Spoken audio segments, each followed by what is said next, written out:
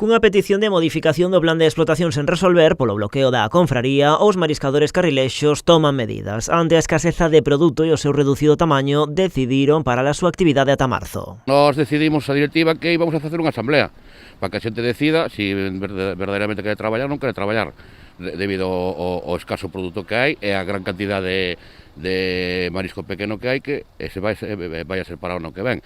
Entón, a asamblea tuvemos a asamblea xeral da agrupación, tuvemos o martes, este martes, e decidiuse non solicitar días de extracción.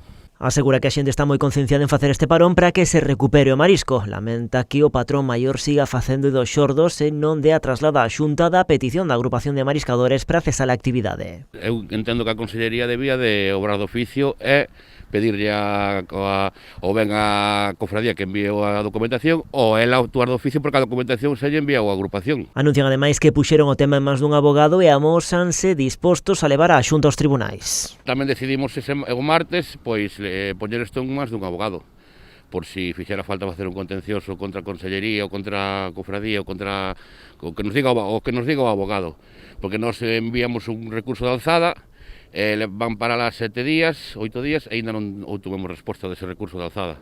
Entón, a vía administrativa está agotada, prácticamente. O novo contexto que se enfrontan sen apenas axudas deixa nunha posición moi complicada os mariscadores, máis aínda tendo en conta que no medio deste parón cadra a campaña de Nadal. Ir na campaña de Navidad para ingresar 1.000 euros ou 1.000 e pouco euros e despois non poder ir a traballar en enero, en febrero, e ainda encima estropear o marisco pequeno, pois para nós entendemos que non sería factible.